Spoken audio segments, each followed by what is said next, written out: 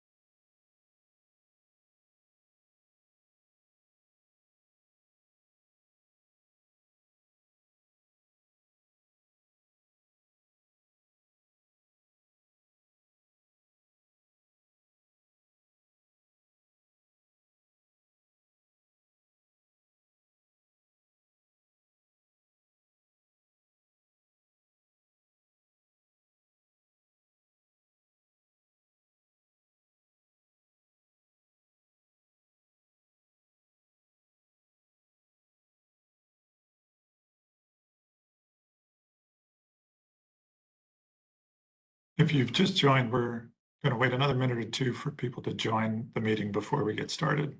Thanks.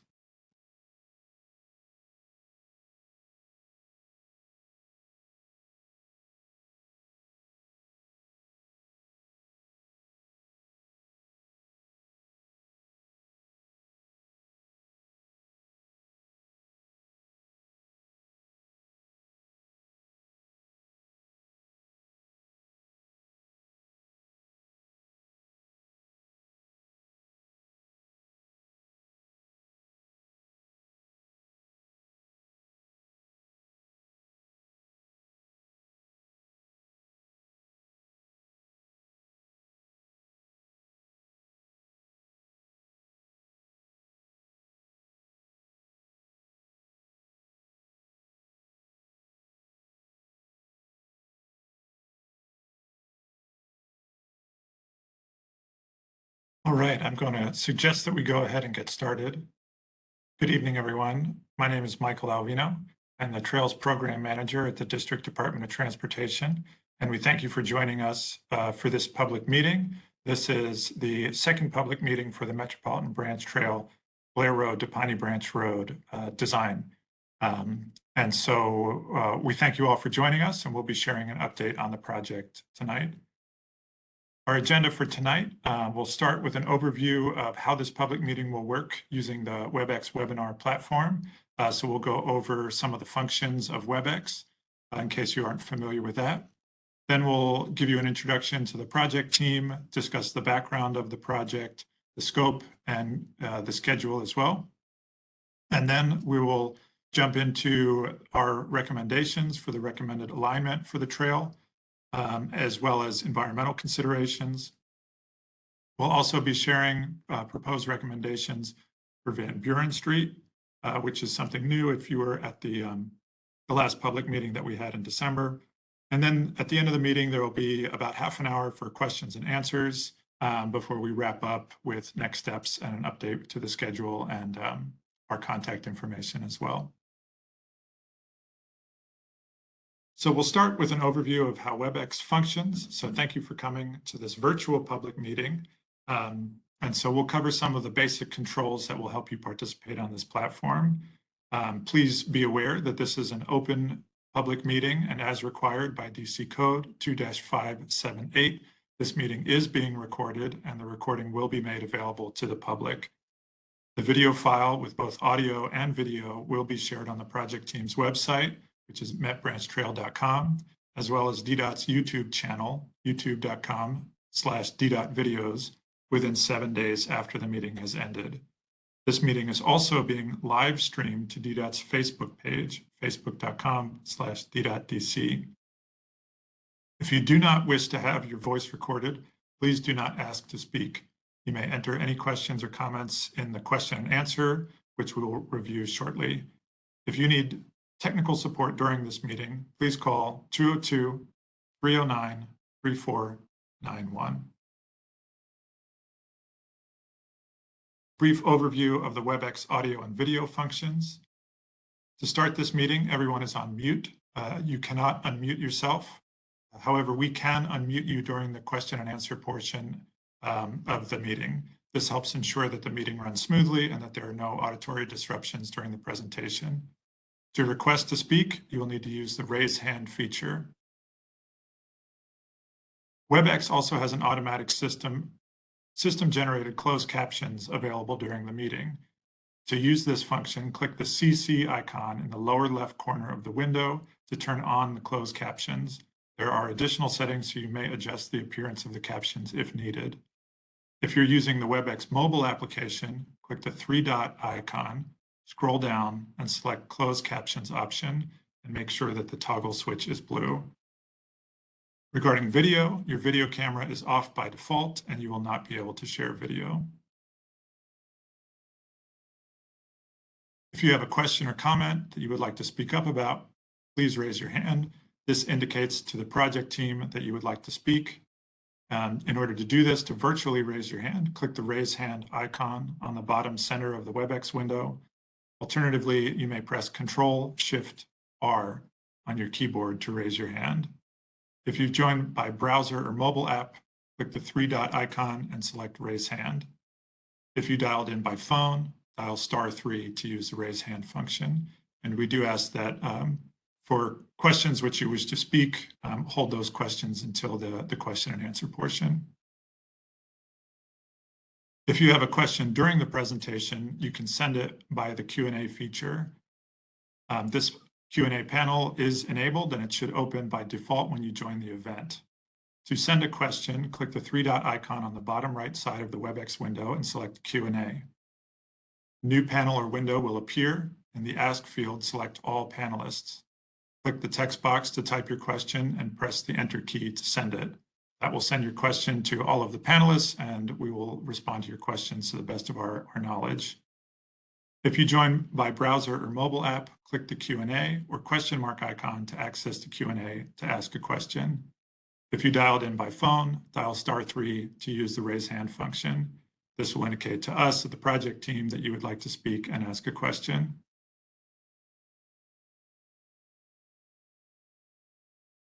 So I think that covers the background of the WebEx format. I'd like to introduce you to the project team. Again, my name is Michael Alvino. I am the Trails Program Manager at DDOT, and I'm the project manager for this project here that we're happy to be providing an update about.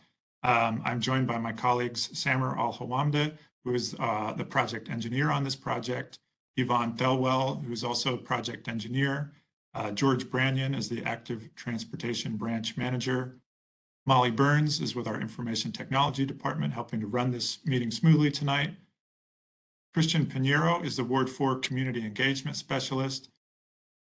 Charlie Alexander is our consultant project manager who will be walking through most of the recommendations tonight. And he's joined by Anjali Tapia, who's also an engineer on the consultant project, as well as Anthony Formicella.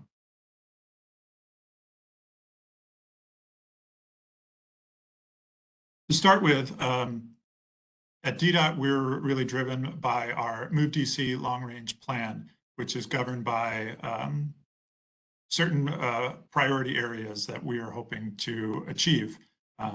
And first and foremost amongst them is safety. If you're not aware, the District Department of Transportation and the District of Columbia has a safety goal called Vision Zero to eliminate traffic fatalities throughout the city for all users of all modes of the public right-of-way. And this project that we're providing an update on tonight, the Metropolitan Branch Trail, certainly we think has a lot of safety benefits, but it also plays into our long-term goals of increasing mobility, providing residents and visitors to the district of more ways to get around, sustainability, looking at ways to reduce emissions from transportation, as well as creating enjoyable public spaces. A little bit more project background. The Metropolitan Branch Trail is one element of the Capital Trail Network, which is a planned network of over 850 miles of trails throughout the region. This trail, the Metropolitan Branch Trail, will connect to the Capitol Crescent Trail, as well as the Anacostia River Trail. And it's not only an important transportation route, but it provides connections between homes, schools, recreation facilities, and can be used for recreation itself. And this vision of the greater regional vision of the trail network intends to transform public life by providing healthy, low-stress access to open space and reliable transportation options for people of all ages and abilities.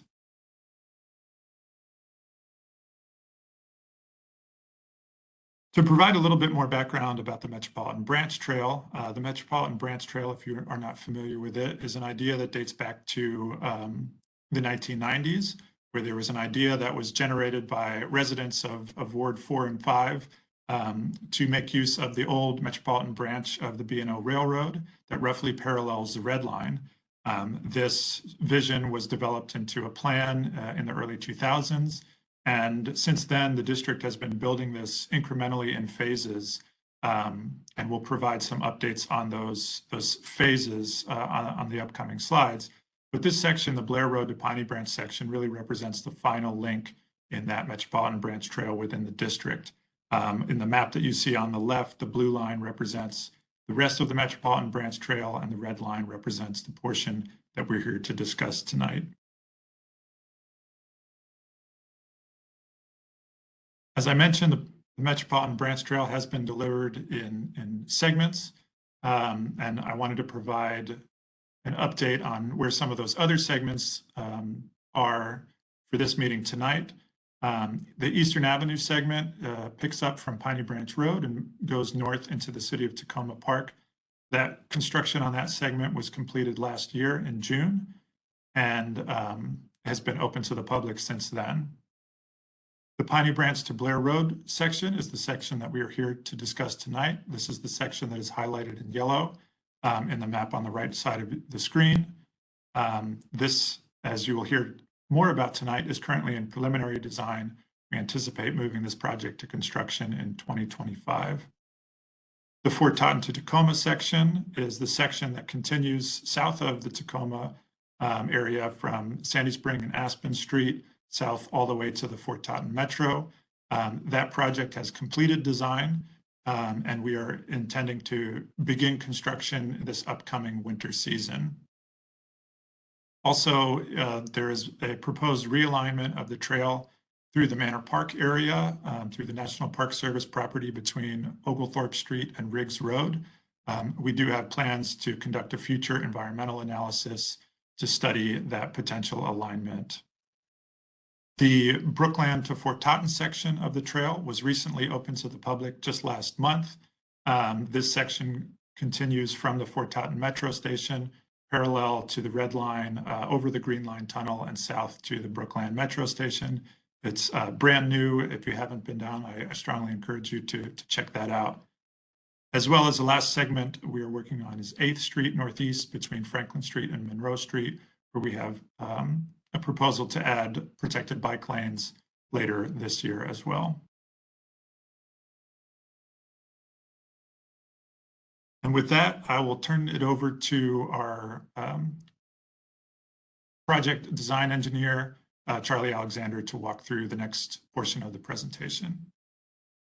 Very good. Thank you, Michael, and good evening, everyone.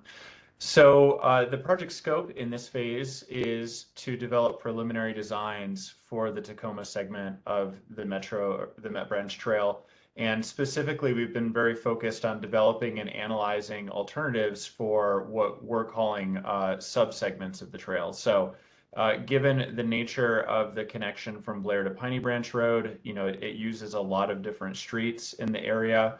And the specific design and set of facilities for people walking and biking accordingly is different from street to street. So we've organized the area into 6 different subsegments shown here from segments 1 through 6 and in the dotted lines on the map to the right. And as we go through the alternatives for each subsegment, we'll do it in order from 1 to 6 here. To speak to our process and schedule for preliminary design, so those of you that joined us on our public meeting back in December of 2021 gave us a lot of really valuable feedback on different alternatives for each of the segments. So we've been working through alternatives analysis from late in 2021 up until about April of this year. Where we are now is we've taken that feedback, identified preferred alternatives for the different segments, and have begun preliminary design of those various alternatives. In regards to environmental investigation and review, since considerable time had passed, DDOT in conjunction with FHWI is completing reevaluation of the 2011 environmental assessment for this segment. And throughout the whole project schedule here, there's also right-of-way tasks to acquire impacted properties. We'll speak to those later in each of the information for each segment, but I'll reiterate here that if your property is impacted, DDOT will contact you about that. To speak to our previous engagement and analysis briefly, I mentioned our public meeting on December 7th of last year, where we presented those design alternatives for each segment. Gathering segment by segment feedback. We had a variety of different breakout rooms and breakout sessions for that feedback, which was really helpful, and also use that to launch an online survey so that people could provide feedback on each of the segments. We got 281 responses to that online survey, which was really good quantity of feedback, as well as great substance. People provided some really helpful direction for us as a project team. So thank you for all of you who came to our last public meeting and participated in that online survey. Based on all of that, as well as our technical analysis, we have finalized our preliminary engineering report, which summarizes the analysis of design alternatives for each segment.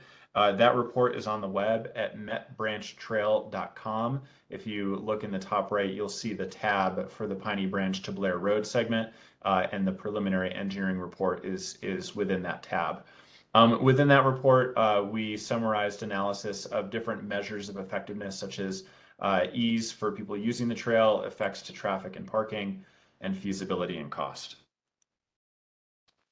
So with that, I will go ahead and jump right into the recommended alignments, starting at the north end of the trail with segment 1, which is Piney Branch Road. Piney Branch Road goes underneath the WMATA and CSX rail corridor, and you can see this image on the left here is an image of Piney Branch Road looking generally to the north from the south side of the railroad tracks. It currently has sidewalks, a landscape buffer, and then one-way protected bike lanes, so protected bike lanes in each direction on Piney Branch Road. The recommended alignment is for a two-way protected bike lane on the south side of Piney Branch Road, so that we would basically convert the one-way protected bike lane on the south side into a two-way protected bike lane for a short segment to connect to Eastern Avenue. And then on the north side of Piney Branch Road, there would continue to be the one-way protected bike lane in the westbound direction. The two-way lane protected bike lanes increase the travel options for people biking to connect with the surrounding bike network. It provides a separate space for people walking since they have the sidewalk available to use. It facilitates all crossings of Piney Branch Road at the signal at Eastern Avenue, which maximizes the safety for trail users. There were alternatives we explored that would have modified the curb and gutter on the south side of Piney Branch Road to widen the sidewalk. However, those alternatives are less feasible because of complications related to the overhead railroad and some of the associated design requirements for doing that. With this alternative, there are no property impacts as the improvements are within the existing roadway footprint. No parking spaces are impacted by this alternative. There are some street trees adjacent to the existing roadway footprint. However, as I mentioned, the improvements are within the existing roadway footprint. There is potential impact to park property. The area sort of, let's see, this would be east of Piney Branch Road, south of Eastern Avenue. These parcels are owned by the National Park Service, and portions of the existing roadway, Piney Branch Road, are actually built within that NPS property. So we're working through as a part of the design process with NPS to figure out the best way of resolving the changes to the street within the street and subsequently on their property. And segment 1 is entirely within the Tacoma Park Historic District.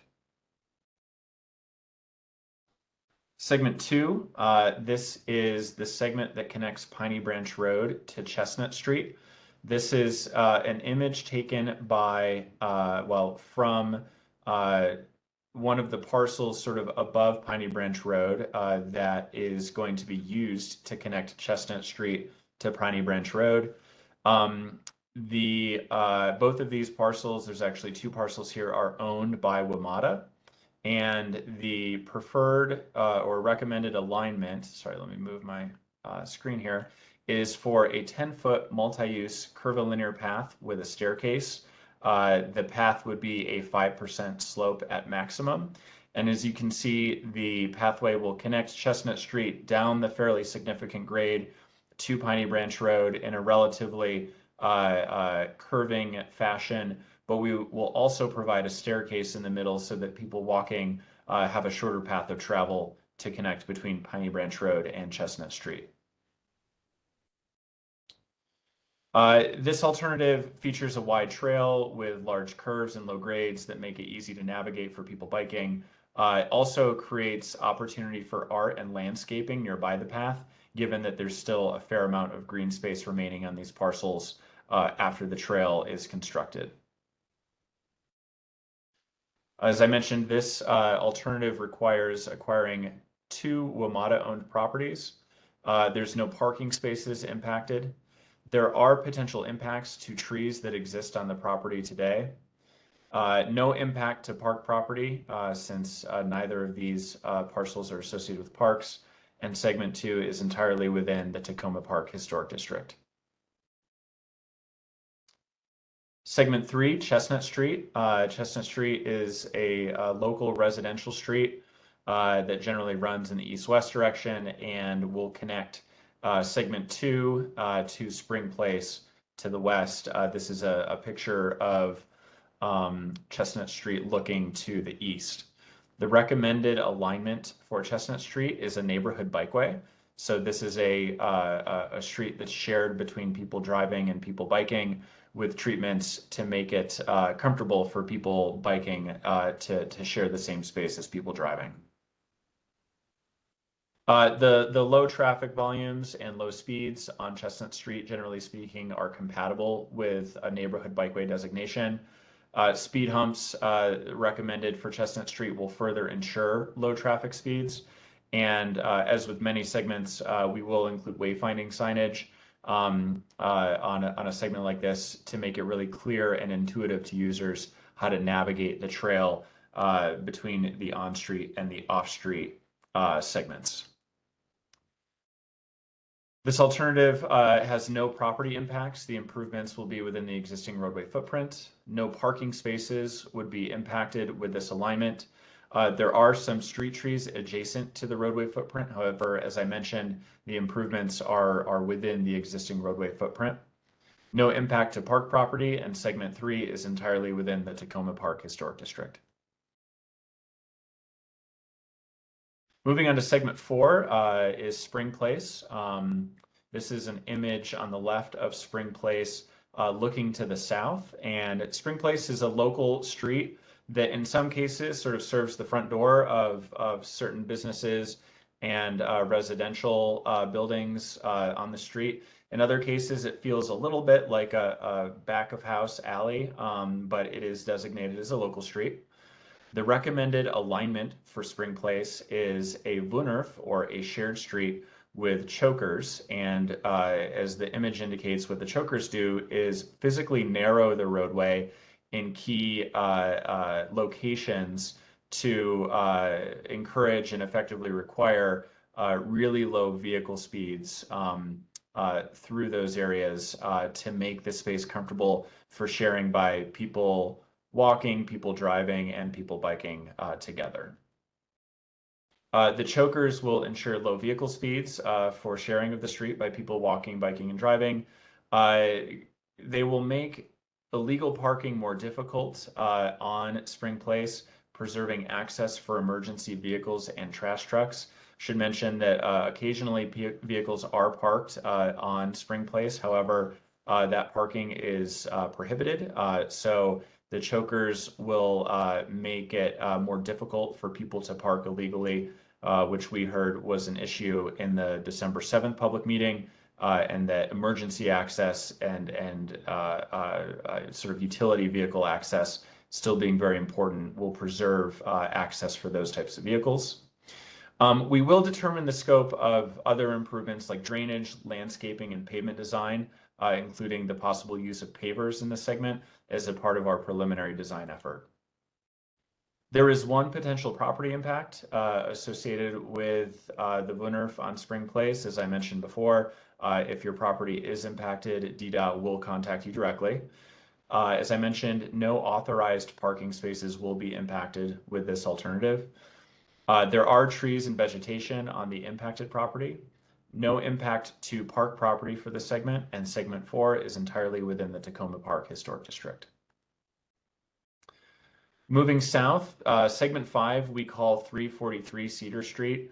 343 Cedar is actually the apartment building, so this is not on the building's property. This is to the east of the apartment building, sort of between the building and between the WMATA rail embankment just to the east. This is a photo of sort of this corridor looking to the north, and you can see what we call a social trail, which is basically an informal trail that's not authorized for use, but nonetheless is used, that exists there today. The recommended alignment in this segment is for a 12-foot multi-use path with a 5% slope, which requires retaining walls on both sides. Of the different alternatives that we explored, this was the alternative with the widest path and the most gentle slope. This was the most community-supported alternative for this segment. The wide trail and low grades make it the easiest for people to navigate by bike, and the retaining walls that would be associated with this segment also create opportunities for public art. This does require an easement on the property, which is owned by WMATA. No parking spaces are impacted. There are trees and vegetation on the WMATA-owned property. There's no impact to any park property, and segment 5 is entirely within the Tacoma Park Historic District. So moving on to segment 6. Segment 6 is basically all the different streets that will connect Cedar Street down to Blair Road. And given that we're dealing with a variety of different streets here, I will go one street at a time and then recap some of the considerations associated with the recommended alignments for segment 6. Starting first at the intersection of Cedar Street and 4th Street, the recommended alignment here is to expand the curb on the north side of Cedar Street to create a multi-use path, and then construct a two-way crossing for people biking to cross Cedar Street to connect to a two-way facility that I'll describe in a moment to the south on 4th Street. Moving to the south, this is a view of the block from Cedar Street to Butternut Street. The recommended alignment, well, I'll mention that the existing condition here is shown on the left. 4th Street is one-way southbound for this block. On the west side and the left side of this photo, you can see some back-end angled parking, 2 travel lanes, and then on the right side, you can see parallel parking and what we call a Contraflow protected bike lane. These improvements are relatively recent, so as a part of the recommended alignment, we're aiming to maintain as much as possible from the work that was done there recently, while still filling the gap for this segment of the MBT. The recommended alignment is a two-way protected bike lane on the east side of 4th Street from Cedar Street to Butternut Street.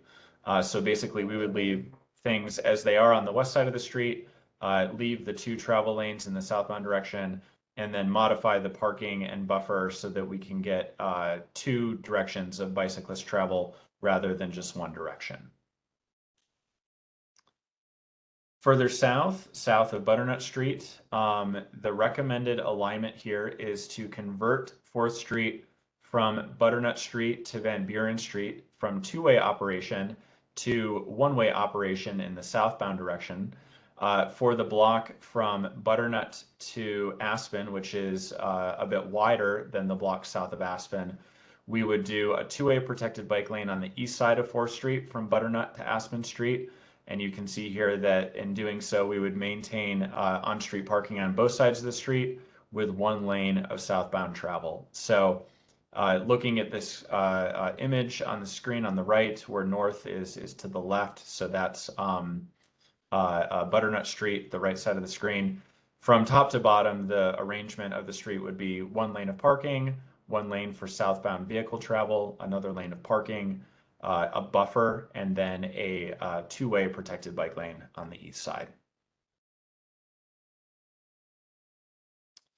And then moving to the blocks to the south, so basically from Aspen Street to Whittier and from Whittier to Van Buren, the road narrows pretty considerably south of Aspen.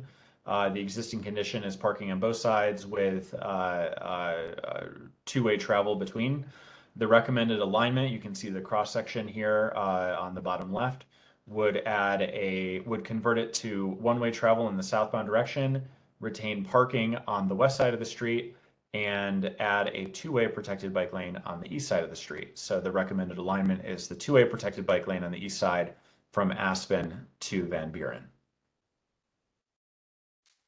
Looking at some of the considerations for all of these different subsegments of segment 6 on 4th Street and Cedar, this creates a consistent bikeway type, which is the most intuitive for users of the MBT.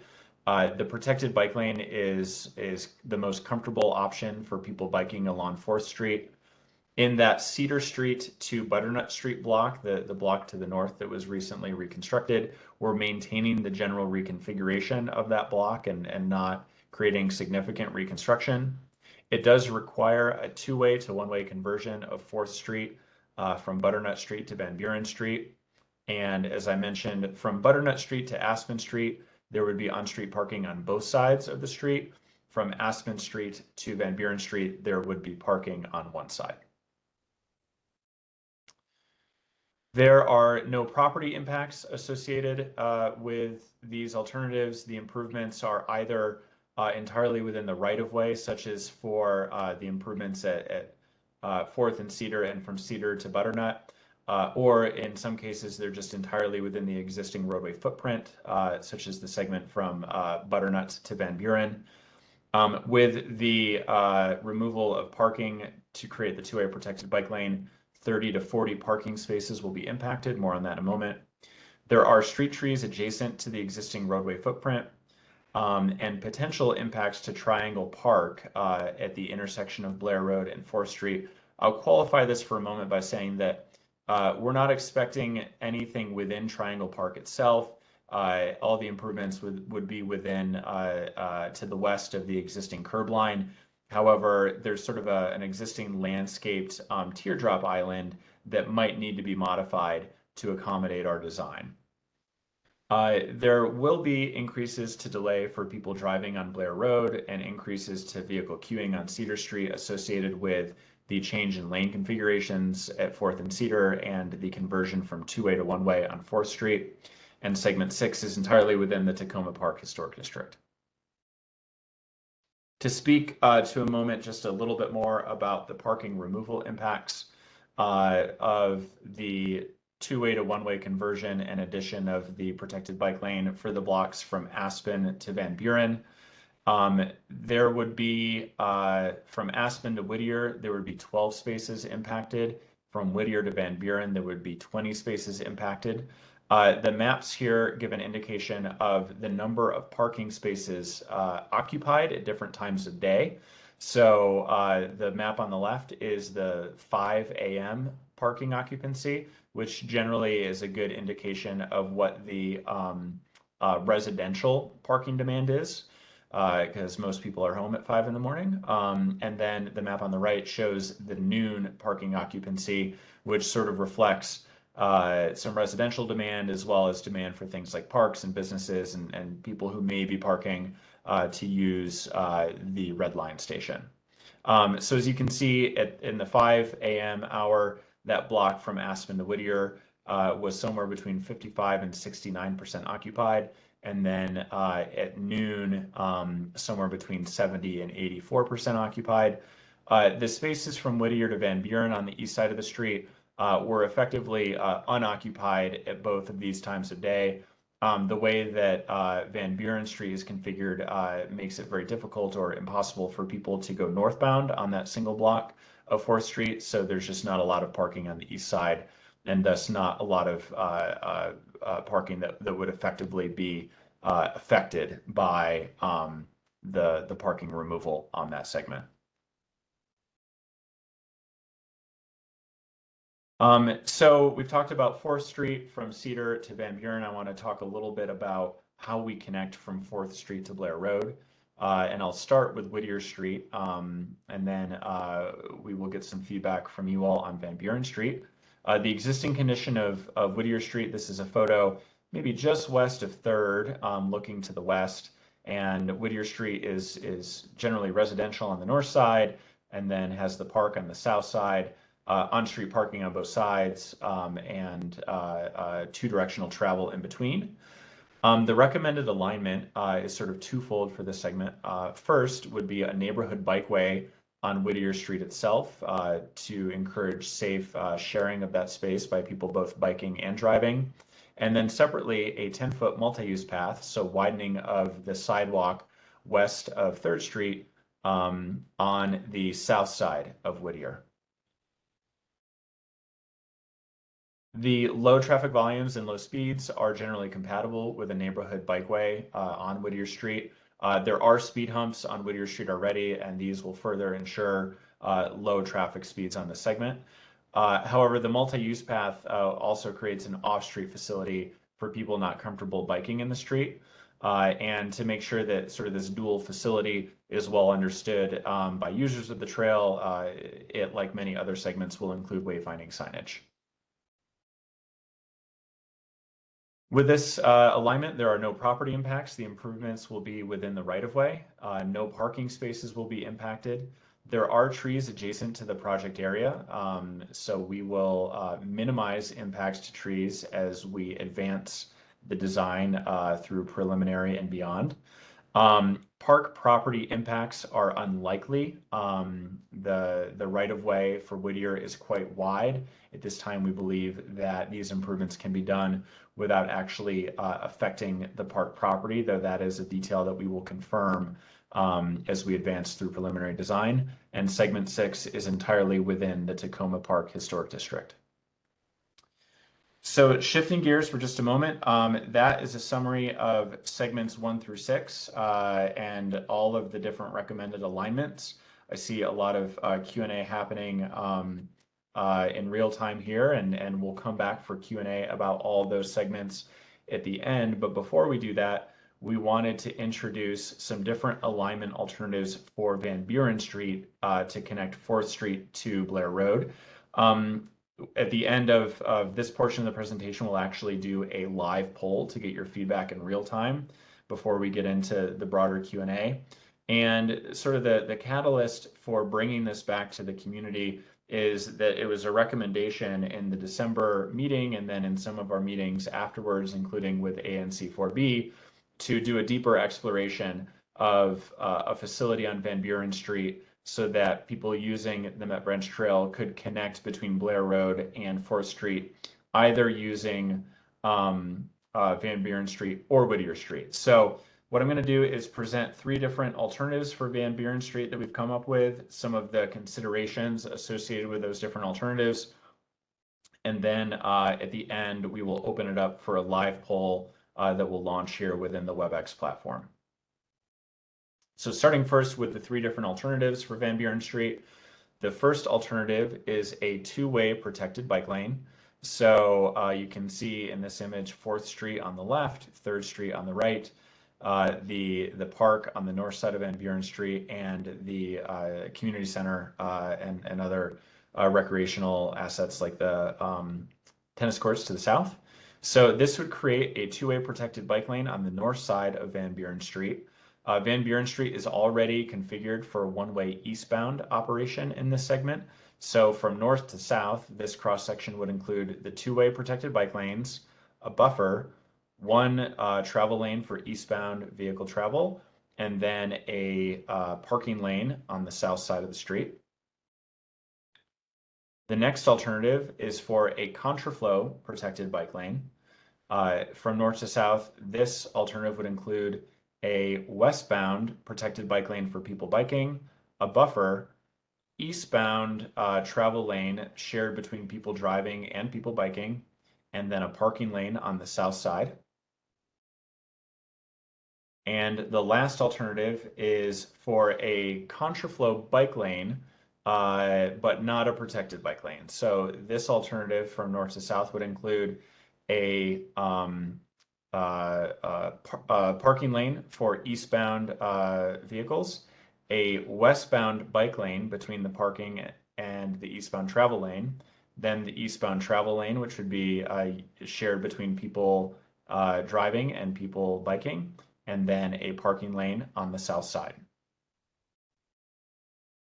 To compare the alternatives with some of the considerations, the two-way protected bike lane requires continuing this two-way protected bike lane design from 3rd Street to Blair Road. So we could not effectively do this design just for the block from 4th to 3rd. We would have to do it all the way from 3rd to Blair, or 4th to Blair rather. That requires some relatively complex design at the intersection of Van Buren Street and Blair Road to make it seamless to use for people both biking and driving. And this option retains parking on the south side. Currently, Van Buren Street has parking on both the north side and the park side, and south side rather. So this would retain it just on the south side. The second option, the contraflow protected bike lane, aligns with what we've heard to be the community's preferences based on survey data, in that it enables westbound travel for people biking while also maintaining sort of the schema of one-way travel for people driving. This alternative also retains parking on the south side, and we would not need to do any changes for the block from 3rd to Blair with the contraflow protected bike lane option. The contraflow bike lane option retains parking on both sides of the streets. However, does require vehicles parking on the north side to cross the contraflow bike lane to access that parking. Similar to the contraflow protected bike lane alternative, we would not need to modify the block from 3rd to Blair for the contraflow bike lane alternative. A few other considerations here. There would be no property impacts with any of these options. The improvements would be within the existing roadway footprint. For that two-way protected bike lane, well, for the alternatives that remove parking, there would be up to 25 parking spaces impacted, and I will describe that more in a moment. The greatest number impacted is in the two-way protected bike lane alternative. There are street trees adjacent to the existing roadway footprint. However, as I mentioned, the improvements themselves are within that existing roadway footprint. There's no impact to park property with any of these options, and segment 6 is entirely within the Tacoma Park Historic District.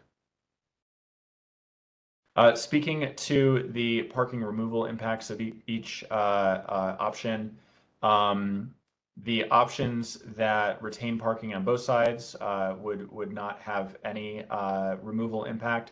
For the options that remove parking from the north side and retain it on the south, 13 spaces would be impacted from 4th Street to 3rd Street, which is for the contraflow protected bike lane alternative, and then 23 spaces, so 13 plus 10, from 4th Street to Blair Road would be impacted with the two-way protected bike lane alternative.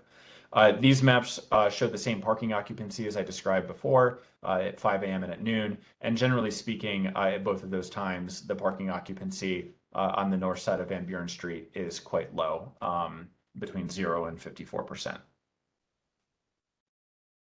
So with that, if you forgive me, I will go ahead and launch the live poll for this segment, where we're asking, which alternative do you prefer for Van Buren Street?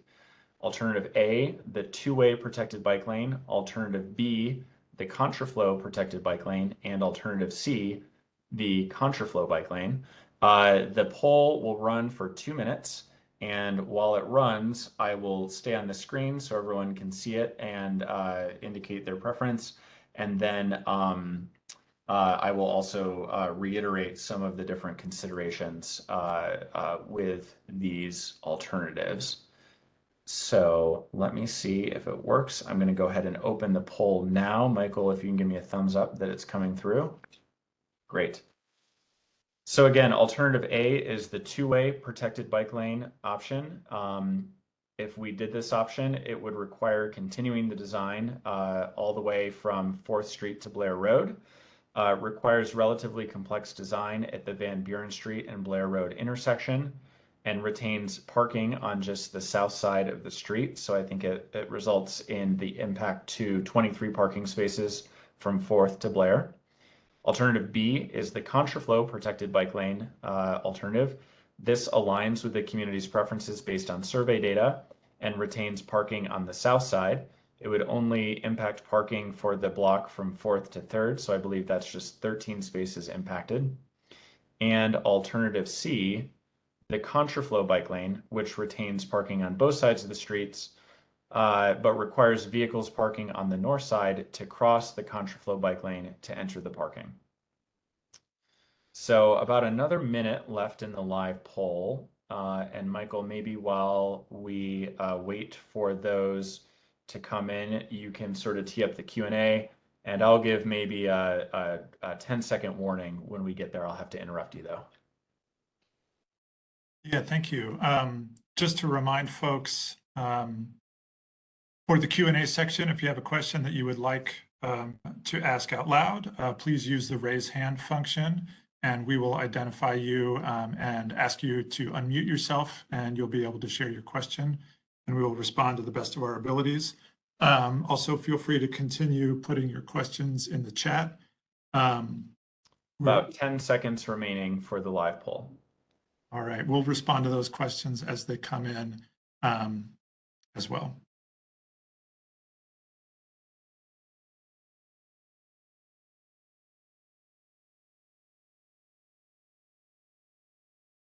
Okay, Michael, I think that should have shared the results with everyone. We had about 24 responses to the poll, I believe. And if you want to summarize what we learned from that, since I think you can see the same view that everyone else sees, that would probably be easiest.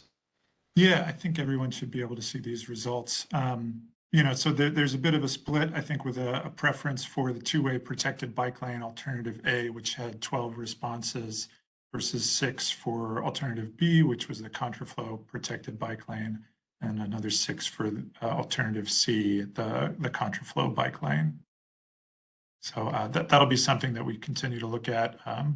If you have comments on this after the meeting, or you're discussing with your neighbors, certainly share that feedback with us. You can do that when the meeting closes. You'll be prompted for comments through a Title VI form, which we'll discuss in a minute. And we'll also be taking comments by email, metbranchtrail@dc.gov, which we'll also share at the wrap up to the meeting.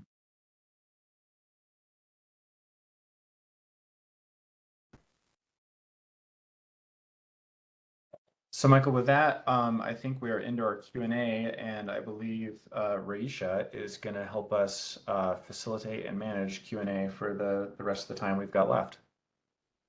Sure. Okay, so the first question unanswered is from ANC Commissioner Yates. Is there any chance of duplicating this treatment, especially if it is the neighborhood bikeway treatment on the block of Van Buren from 4th Street to 5th Street, since it is similarly configured, or at least signage to legalize the contraflow movement of bicyclists as existed on 8th Street? Yeah, that's something that we would have to look at and respond to. Off the cuff, off the top of my head, I would lean to saying it is something that we could look at. You know, the focus here obviously is connecting the trail from Blair Road up to Piney Branch, but it certainly is something that we can look at, particularly if it's the request of the ANC.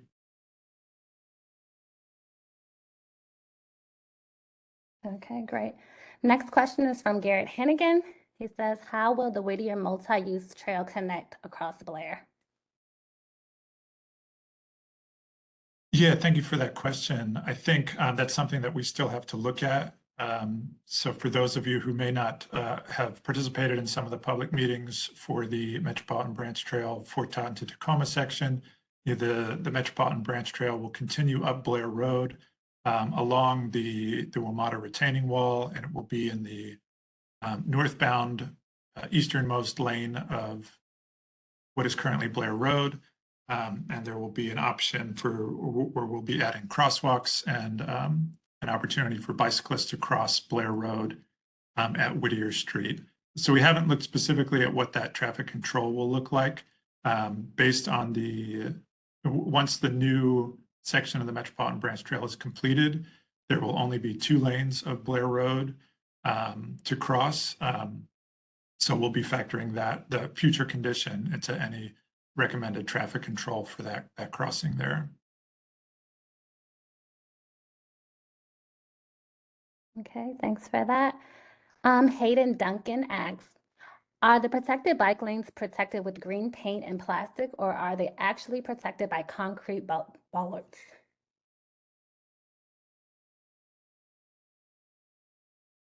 Thank you for that question. That's another element that we haven't sort of set in stone yet as far as what that will look like. We do adhere to our DDOT bicycle facility design guides, which are available on our website, which sort of dictates the level of separation between traffic and the bike lane based on a couple of factors. What we call the functional classification of the roadway. This is essentially, how big and how much volume does the roadway get and how fast are the speeds. So for lower volume and lower speed streets like Van Buren Street and 4th Street, we typically use the plastic flexible delineator posts. But that is something that we'll continue to look at as we move into the design phase.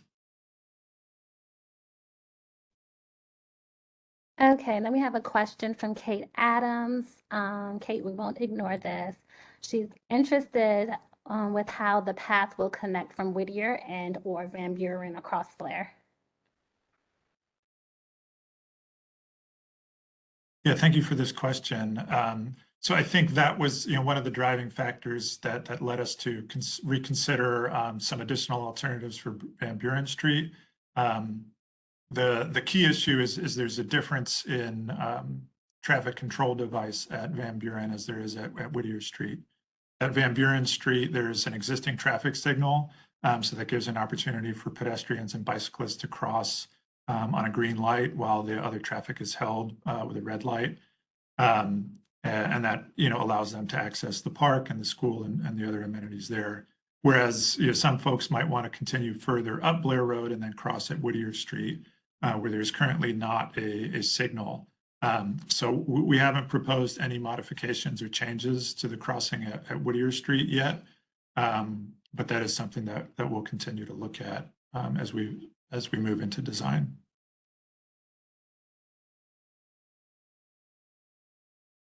Okay, thanks for that. Hayden Duncan asks, will any of the remaining parking include protected bike hangers for bicyclists, or will it only be parking for cars?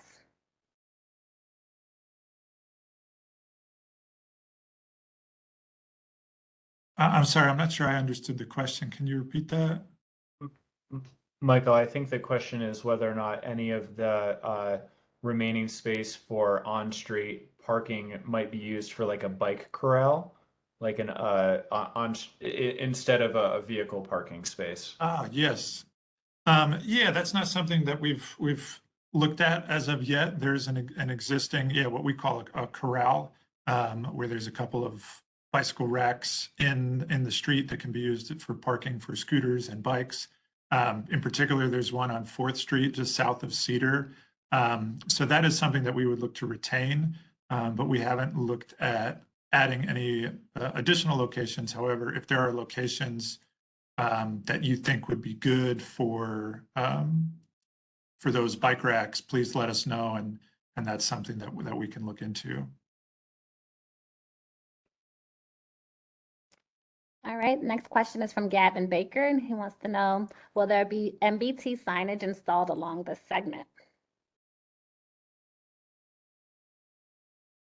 Yes, thank you for that question. Yes, we are looking to develop a wayfinding plan that is consistent with the wayfinding and the branding package that was developed by the DC Commission on Arts and Humanities for the Metropolitan Branch Trail. So if you're a user of the Metropolitan Branch Trail, you're probably familiar with the green and red signs that share the arrows and the directions of where the trail goes, as well as the mile marker signs, so you can identify your location along the trail. If you're a resident of the neighborhood and maybe you haven't been on the existing sections, there's a pretty strong design for those signs, so we would look to keep that.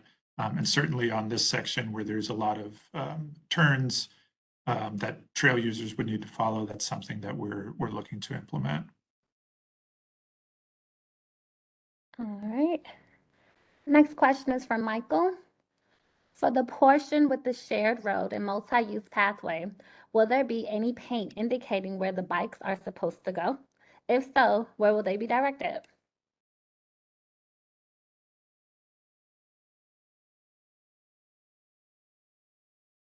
Michael, do you want me to take that one?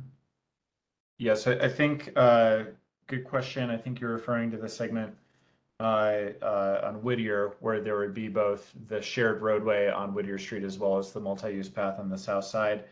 And will there be paint directing bicyclists for where to go? So I think this is, I think the short answer is yes. For the neighborhood bikeway portions, such as on Whittier Street and Chestnut Street, there would be shared lane markings to help inform bicyclists of where to best position in the street to stay out of the door zone for parked cars, and also to sort of reinforce to people driving that people biking are supposed to be in that space.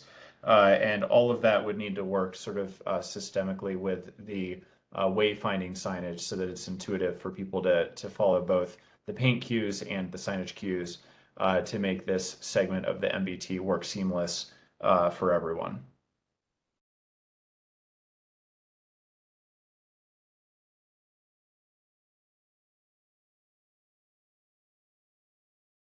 Okay, thanks for that, Charlie. It looks like we have no hands raised, and that was the last question in the Q&A right now, but I think there's some Facebook questions unanswered. Let's check.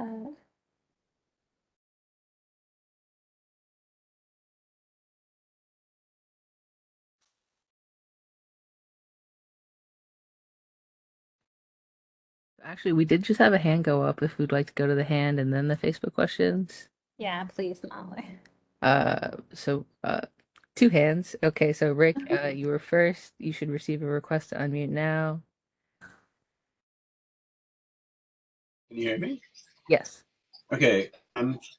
I just am concerned about taking away parking on 4th Street south of Aspen.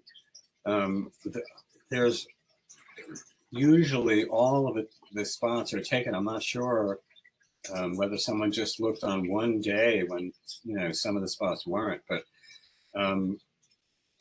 that's taking away parking there is going to move cars to where? I mean, I guess they're going to go on Whittier going west.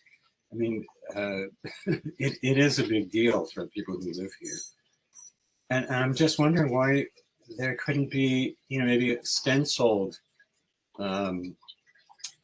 bike path there. It's not a very heavily trafficked road. So, given the number of bicyclists who go there, it doesn't seem like it would be that big a deal to not do anything or not do very much to that space, to that part of the street.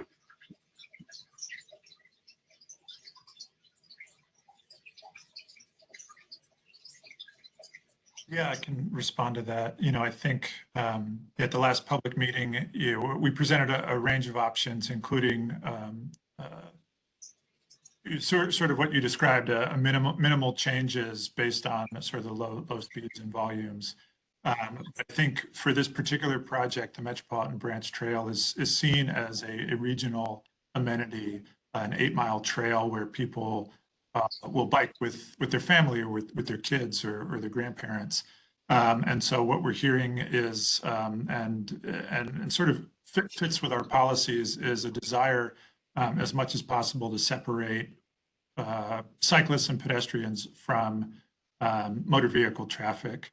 So in order to sort of meet the design standards that we have that are based on best practices, what we're proposing is to make 4th Street one-way southbound, continuing from Butternut Street. So for the block of Aspen to Butternut, there's sufficient space to retain parking on both sides while making the street one-way southbound. But south of Aspen Street, the roadway narrows. And so for that block between Aspen and Whittier, yeah, that is a residential block. There is parking on both sides, so we do understand that would be an impact. But there's also a safety consideration of routing pedestrians and bicyclists. Finding a way to provide a safe accommodation for them through the Tacoma area. And there are sidewalks on both sides of the street. I don't really see pedestrians, walking in the street all of a sudden. No, absolutely. But the cyclists would be riding their bikes in the street. Yeah, and it's a 1-block distance that has very little traffic. So it's, it just seems like you're taking away a lot to give very little. I certainly hear the response, and we welcome the comments.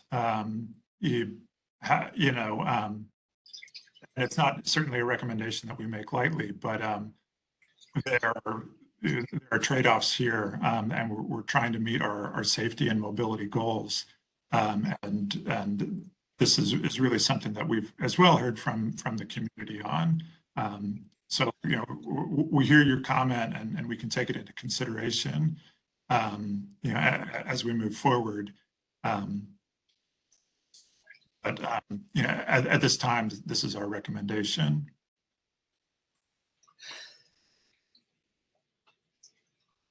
Okay, well, I just hope that I get another chance to voice my opposition to it.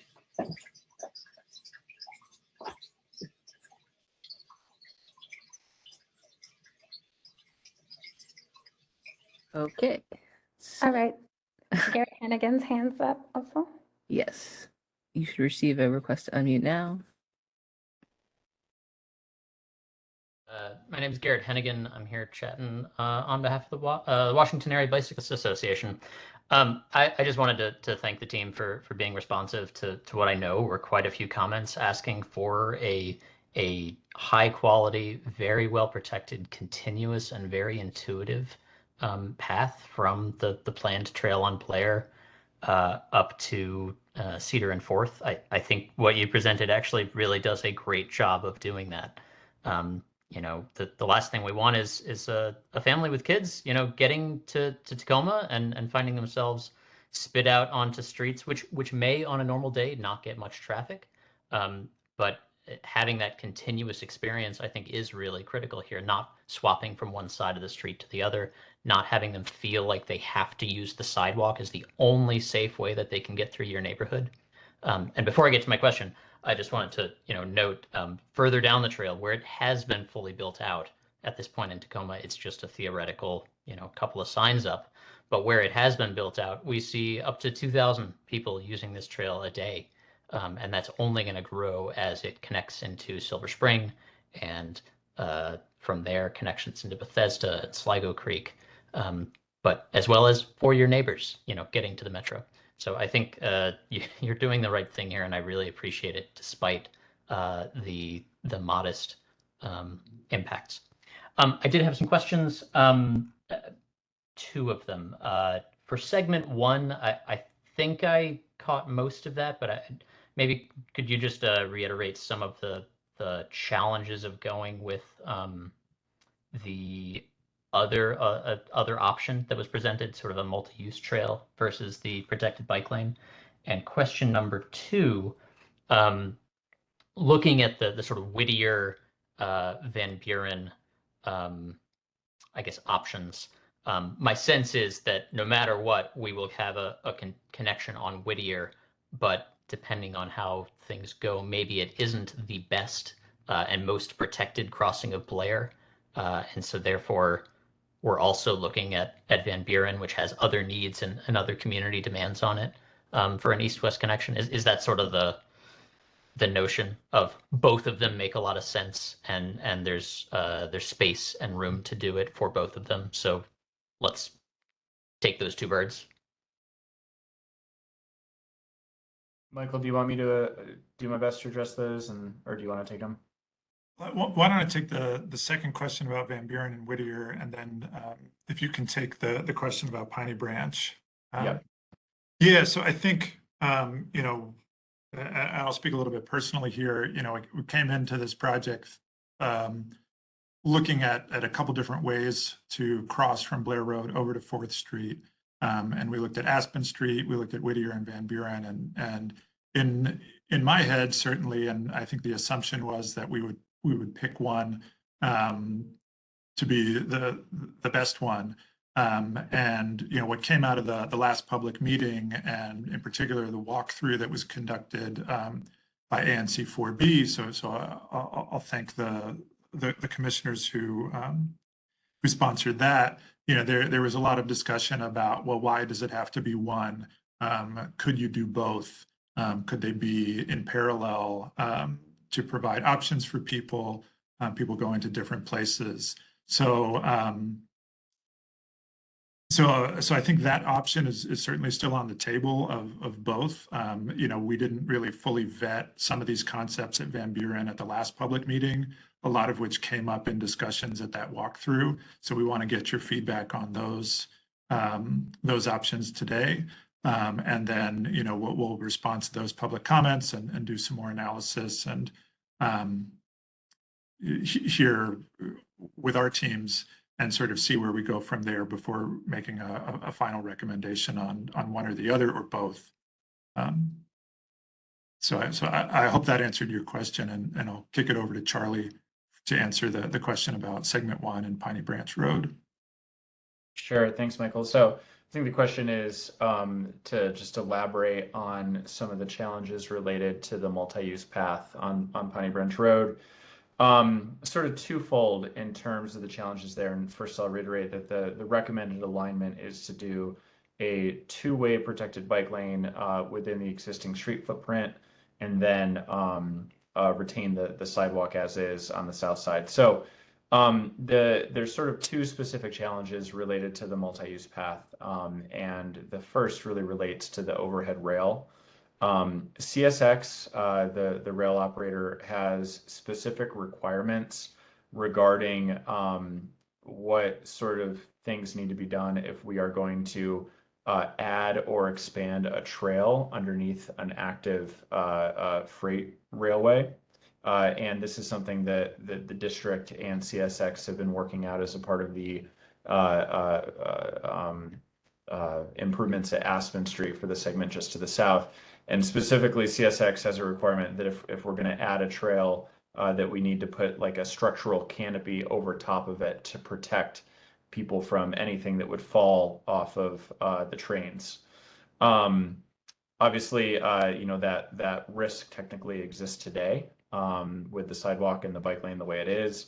And, you know, adding a trail or a protected bike lane for that matter doesn't really change that. But nonetheless, the CSX sort of review processes and approvals would add a pretty significant cost burden to the project if we were to need to add that sort of structural canopy because it is pretty significant.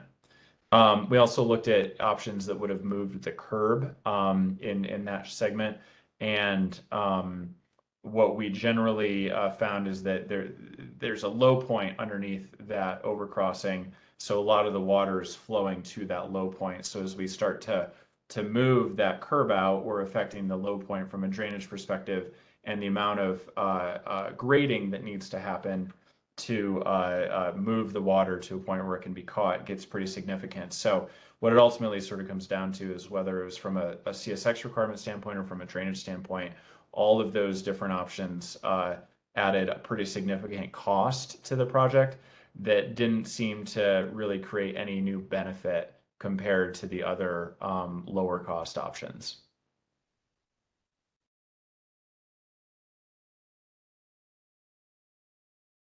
Thanks for that. Let's go over to the Facebook question. Caitlin Hughes asked, will you be able to replace trees taken at a 1-to-1 ratio, or better, can you ensure that the replacements will occur in the same neighborhoods as trees taken? Yeah, thank you for that question. So at this point, we don't know, what trees would be impacted. I think segments 2 and 5 are the most likely spaces that where we'll be impacting trees. So typically, when we do impact trees, it's not necessarily on a 1-to-1 ratio that we're replacing them. We're 1 tree for 1 tree, but it's more based on the caliper of the tree and the size of the tree. So, if we're impacting 1 tree with a 10-inch circumference, we're looking to replace it with 2 trees with 5-inch circumferences, or 1 tree with 10 inches of circumference along those lines. However, we're also prohibited from impacting heritage trees. We do not intend to impact any heritage trees. Other trees that are invasive species that are non-native, we are not required to replace. So I think the biggest area that you might see tree impacts is that area behind 343 Cedar Street, between Spring Place and Cedar Street, where there's just kind of what I'll call sort of scrub trees that are hanging on up against the rail embankment there. So we have done a tree survey. We're still sort of pouring into the results of that to see, what are the major special and heritage trees, which again, we do not anticipate impacting, but to sort of understand what our tree impacts are going to be as it relates to both our environmental documentation, our permitting with the Department of Energy and Environment, as well as our own DDOT tree canopy goals. All right, thanks for that. Caitlin Hughes also asked on Facebook, can you please discuss what the time frame is and alternative for Oglethorpe? Yes, I can answer that question. So for the segment from Oglethorpe to Riggs Road in the Manor Park neighborhood, we don't have a specific time frame. There is funding in future years of the 6-year capital budget for DDOT, which you can find online. I believe that there's funding identified to start that environmental analysis in 2024. But that's about as specific as I can get on that. All right, thanks for that. Michael Carabello, I hope I'm pronouncing that right, asked on Facebook, are the paths on 343 Cedar and curvilinear path wide enough to be wheelchair accessible? Yeah, do you want to take this one, Charlie? Yeah. Yes. Both of those segments are both wide enough to be wheelchair accessible, as well as meeting grade requirements for public right-of-ways for the Americans with Disabilities Act. So sort of dual design criteria in terms of making sure that those paths work both for people biking as well as people moving in a mobility device. Okay, thank you. Caitlin Hughes on Facebook asked, in the shared use segment, neighborhood streetway, why are any trees impacted? Is it purely for locating signage?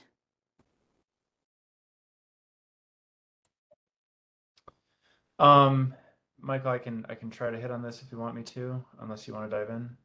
Yeah, I would just, on the shared street segments, any location where we're not changing the location of the curb, we're not anticipating actually impacting those trees. I think we just want to be aware of everything in the surrounding project area, including the street trees. There may be something that we get into once we start doing the nitty-gritty of the design in terms of drainage or adding best management practices for stormwater management. But at this point in time, we don't really anticipate any impacts of trees. We just want to sort of be aware of where they are. I don't know if you have anything else to add on that, Charlie. Nope, you covered it. All right, thank you. Last question from Facebook right now is Caitlin Hughes. For the segment with 5% grade and stairway on NPS property, how is one expected to navigate this staircase with a bike?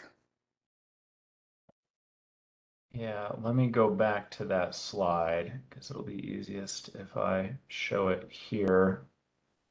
I think this is the segment that Caitlin is referring to. So let me clarify one thing and then answer a question. So this segment is on WMATA owned property that DDOT intends to acquire, not on NPS property. NPS property is on the other side of the tracks. So just a quick clarification there.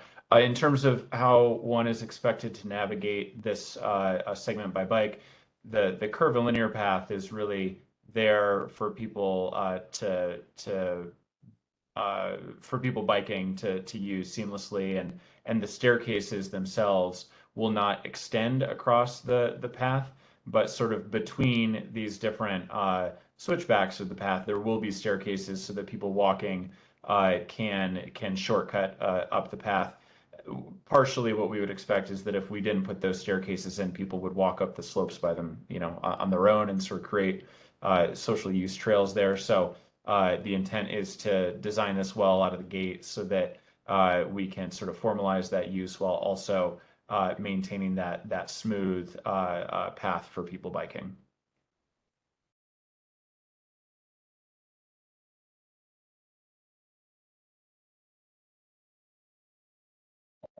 Okay, thanks for that. Over in Q&A, there's a question from Rick. I think it might have been asked when he raised his hand. I'm gonna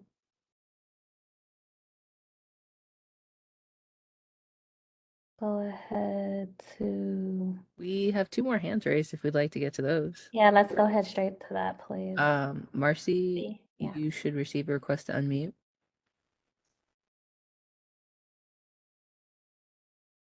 My question is regarding the Chestnut Street Northwest and the number of anticipated traffic that this will create on our block in terms of biking, and then you guys also mentioned speed bumps, and has what considerations have been taken into account in terms of the residents' desire for something like that would actually hamper our own mobility on the block.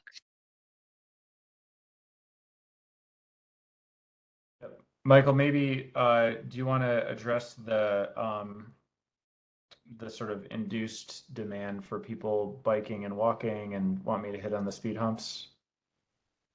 Yeah, I can try to do that. I think, we don't have a specific number of expected trail users, pedestrians and bicyclists. I can say that it's growing.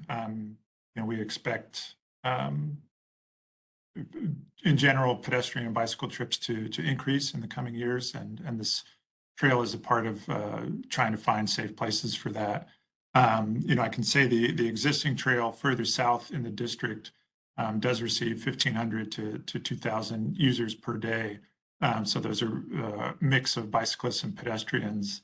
I don't think as you get further out from downtown that the numbers will be quite that high. I do think that you'll see a lot of neighborhood people using this to access the metro.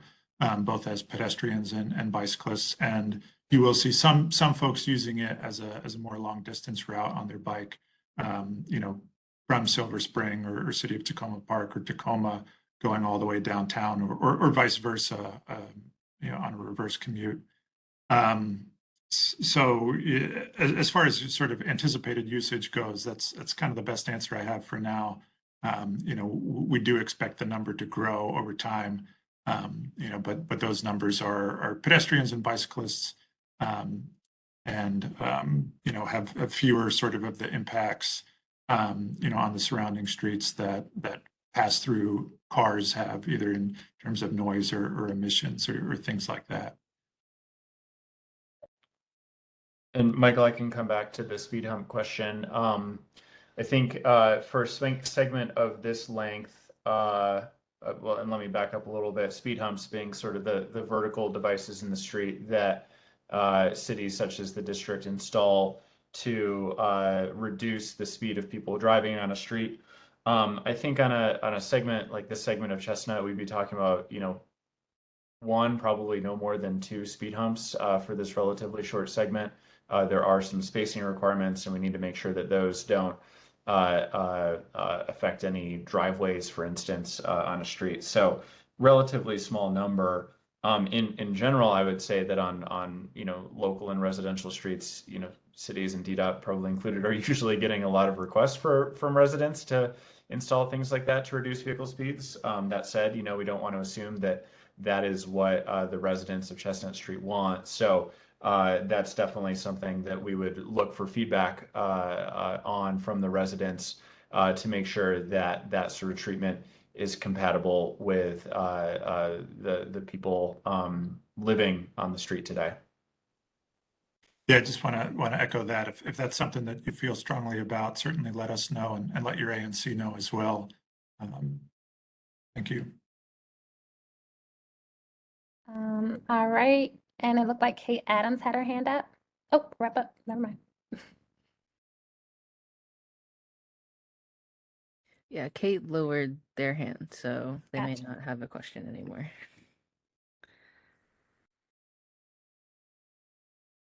So Raisha, Molly, shall we move to wrap up with the time we've got remaining?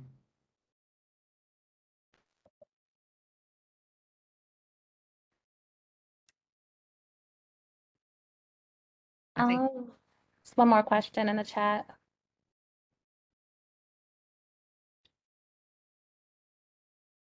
I guess I'll try to ask these really quick just to respond. Chestnut Street traffic impacts that the Metro property is currently for sale and could be developed into a property if not acquired by DDOT for this project. That would obviously have a significantly larger impact. If this neighbor has concerns, I urge them to contact me directly for bo1@ancdc.gov, and I'd be happy to talk to them. And that's from Commissioner Yates, I believe.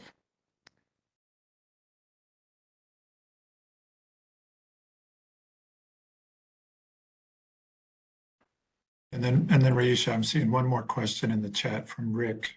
Oh yes, mine's is late. I thank you guys. Sorry about that. And Rick, question is it possible to level off the speed bumps for the bicycle lanes?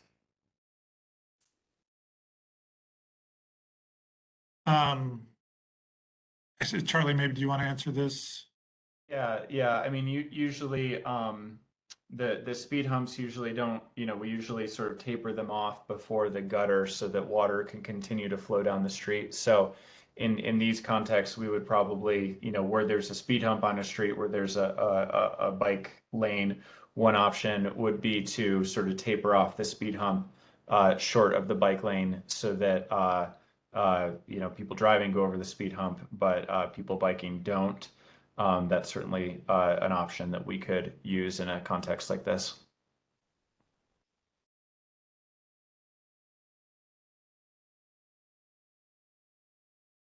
All right, we can go ahead into the wrap up.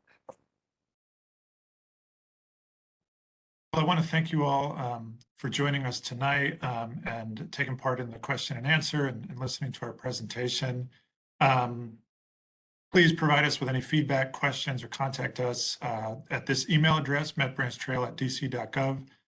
Emails sent to that address will go to myself as well as my colleague Samer, who's the project engineer, and we will do our best to get our responses to you promptly. We do ask, specifically, if you have questions about this meeting or these alternatives, please send them within the next 3 weeks, and we can send out an announcement sort of requesting your comments by then. But by all means, if you have thoughts, comments, observations, questions, concerns, don't let that deadline or arbitrary deadline dissuade you. We will take comments at any time at this email address. We're always looking to respond to community feedback. Project updates are available at this website, metbranchtrail.com. At the top of the screen, you will see a bar for Blair Road to Piney Branch. That's where all the documents from this project are stored. This presentation that you just saw will be shared there within 24 hours, as well as a recording, both audio and video of the meeting, as well as the transcript of the Q&A and the chat will be posted there as well. The next steps on our end, so this sort of is wrapping up the planning phase. As I mentioned, we met back in December and we shared a wide range of alternatives with you all. Today, we sort of wanted to share, where we're headed with those recommendations. So we'll collect your feedback on that. And then the next steps for us will be to move that into preliminary design, what we call 30% design by the end of this calendar year. And as I saw Samer mentioned in the chat, we will come back to the community at each of these key design milestones, the 30% design phase. The next phase, we'll be continuing to complete this environmental review, as we talked about tonight, as well as the intermediate design. We'll come back again. That will be sometime in 2023. We'll have more specific schedule as that gets developed, as well as the final design phase, which will be likely sometime in 2024. These dates may change slightly, but we want to give you sort of a general timeline of where we're headed. And with that, so when you close this meeting tonight, you will get a pop-up window to ask you to fill out the Title VI form. As a recipient of federal assistance, DDOT must ensure that all of its programs, activities, and public meetings are conducted in compliance with Title VI of the Civil Rights Act of 1964. This act ensures non-discrimination based on race, color, or national origin. Title VI Public Meeting Participant Questionnaire is used to help DDOT ensure that we are informing the public and conducting our meetings in a non-discriminatory manner in compliance with Title VI. Project comments and concerns may also be submitted through this form, and we appreciate anyone who's willing to complete this form. So thank you for your participation. When this form pops up, you will also get prompted to provide comments on the meeting. So that is another avenue where we will collect your comments as we move forward into design. And with that, we thank you all. We thank you all for your participation tonight, and we look forward to further working with you on this project.